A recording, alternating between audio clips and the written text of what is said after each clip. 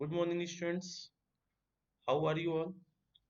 I hope you all are fine and very safe at your home, right?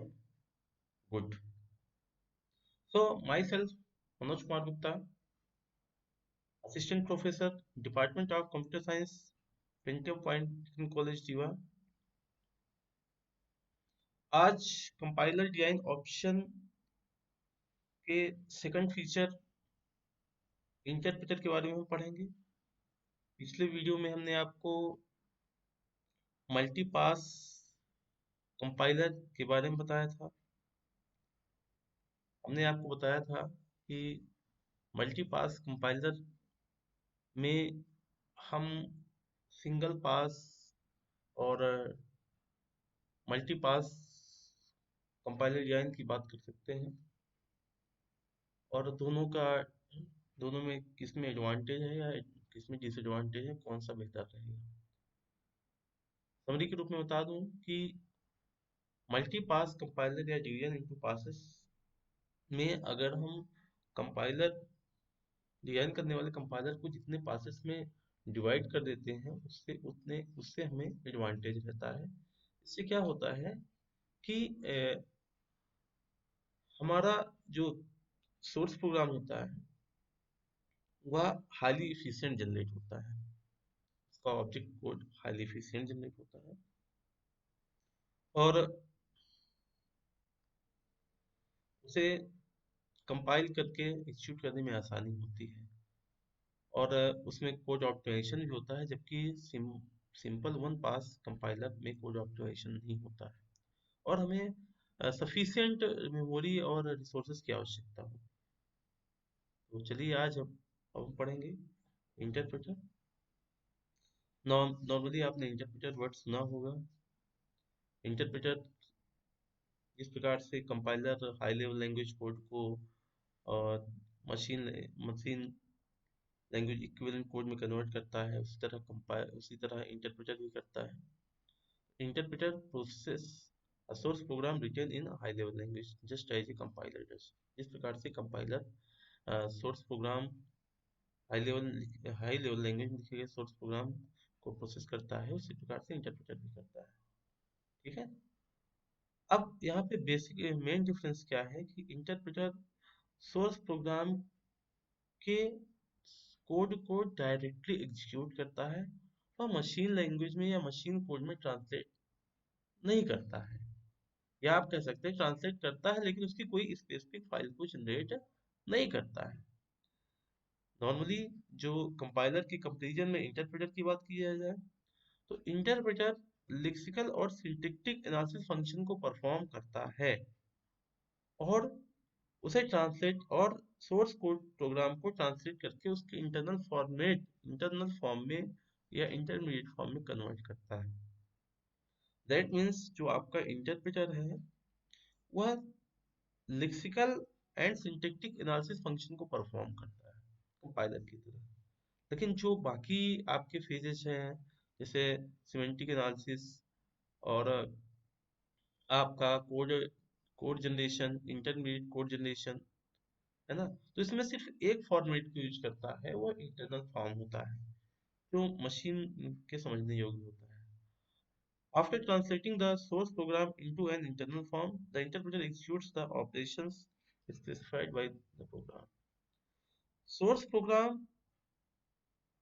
का translation के बाद जो हमें इंटरनल फॉर्म प्राप्त होता है, इंटरप्रेटर उस इंटरनल फॉर्म को एग्जीक्यूट करता है ना। Next, an interpreter can be viewed as a set of function। The execution of these functions is driven by the internal form of the program। देखिए क्या होता है, जैसे आप प्रोग्राम यूज करेंगे तो उसमें आप कई सारे फंक्शन यूज करते हैं, है ना। तो जो आप प्रोग्राम बनाएंगे उसमें आप बहुत सारे फंक्शन यूज करेंगे और जब इन प्रोग्राम को इंटरप्रेटर ट्रांसलेट करेगा तो उसके इंटरनल फॉर्म में भी बहुत सारे फंक्शंस डिफाइन होंगे और एग्जीक्यूट होंगे। तो उन फंक्शंस के सेट को ही हम इंटरप्रेटर के रूप में देख सकते हैं। Execution of the translated program by the interpreter is much slower. Interpreter के द्वारा जो जो प्रोग्राम ट्रांसलेट होता है उसकी एग्जीक्यूशन स्पीड कंपाइलर द्वारा जनरेट या प्रोड्यूस किए गए मशीन कोड से स्लो होती है।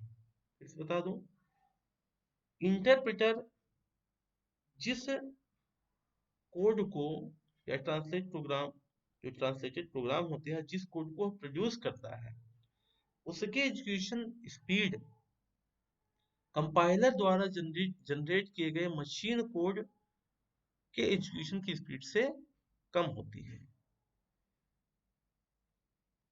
ठीक है। इंटरप्रेटर का हम नेक्स्ट पॉइंट है हमारा, इंटरप्रेटर का यूज हम ऐसी जगह नहीं करते हैं जहां एग्जीक्यूशन स्पीड मायने रखती है, क्योंकि इसकी एग्जीक्यूशन स्पीड जो होती है प्रोग्राम या स्टेटमेंट को एग्जीक्यूट करने की जो स्पीड होती है वह क्या होती है, कंपाइलर के द्वारा जनरेट किए गए मशीन कोड एग्जीक्यूशन की स्पीड से स्लो होती है। ठीक है। फिर नेक्स्ट पॉइंट पे बात करें, यदि हम जो कंपाइलर या इंटरप्रेटर डेवलप करना चाहते हैं, अगर ट्रांसलेशन की स्पीड मायने रखती है, कंपाइलेशन की स्पीड ज़्यादा आवश्यकता नहीं है हमको देखने की, तो उस दौरान हमारे लिए इंटरप्रेटर बेस्ट चॉइस है, गुड चॉइस है। फिर से, if speed of translation is of primary concern, यदि ट्रांसलेशन की स्पीड हमारे लिए ज़्यादा वैल्यूएबल है compare than execution of translated program, है ना। अगर आप जो कंपाइलर या इंटरप्रेटर जो डेवलप करना चाहते हैं वहां पर प्राइमरी जो हमारा गोल है या पर्पज है वह ट्रांसलेशन स्पीड है, एग्जीक्यूशन स्पीड की एग्जीक्यूशन टाइम वहां पे कम लगना है ट्रांसलेटेड प्रोग्राम का, तो वहां पे इंटरप्रेटर एक गुड चॉइस है। इंटरप्रेटर का एक एडवांटेज यह भी है कि इंटरप्रेटर बहुत ही इजीली डिबगिंग फैसिलिटी प्रोवाइड करता है। अधिकतर जो लैंग्वेज होती हैं वो या तो कंपाइल्ड होती हैं या इंटरप्रेटेड होती हैं। कुछ लैंग्वेज केवल इंटरप्रेटर कुछ लैंग्वेज केवल इंटरप्रेटर को सपोर्ट करती हैं, है ना। तो जैसे आपने सुना होगा कि सी कंपाइलर यूज करता है, या आपने पढ़ा है सी कंपाइलर यूज करता है, C plus plus compiler use करता है, विजुअल बेसिक में कंपाइलर यूज होता है। इंटरप्रेटर की बात की तो आपने जितनी भी स्क्रिप्टिंग लैंग्वेज सुनी होंगी, HTML हो गया, जावा स्क्रिप्ट हो गया, इनमें इंटरप्रेटर का यूज होता है ना। और आपने जावा लैंग्वेज के बारे में सुना होगा, इसमें कंपाइलर और इंटरप्रेटर दोनों यूज होता है। तो बहुत कई सारी लैंग्वेजेस हैं जिसमें कंपाइलर या तो कंपाइलर यूज होता है या इंटरप्रेटर यूज होता है ना। लेकिन जावा एक ऐसी लैंग्वेज है जिसमें कंपाइलर और इंटरप्रेटर दोनों यूज होता है। तो जहाँ पे कंपाइलर और इंटरप्रेटर दोनों एक साथ यूज होते हैं उन्हें हम पी कोड कंपाइलर या ऐसे कंपाइलेशन स्कीम को हम पी कोड कंपाइलर कहते हैं। इसके बारे में हम आपको या पी कोड कंपाइलर के बारे में आपको हम नेक्स्ट वीडियो लेक्चर में डिस्क्राइब करेंगे। पी कोड कंपाइलर भी कंपाइलर डिजाइन ऑप्शन में एक विशेष टेक्नोलॉजी है। तो नेक्स्ट वीडियो हम आपके सामने पी कोड कंपाइलर टॉपिक को लेके आएंगे। आप हमारे ऑनलाइन वीडियो लेक्चर्स को कंटिन्यू देखते रहिए और हमारे कॉलेज के यूट्यूब चैनल को सब्सक्राइब करिए जिस तथा बेल आइकन पे प्रेस करिए, जिससे हमारे द्वारा अपलोड किए गए न्यू वीडियोज के नोटिफिकेशन आपको प्राप्त होते रहें। Thank you.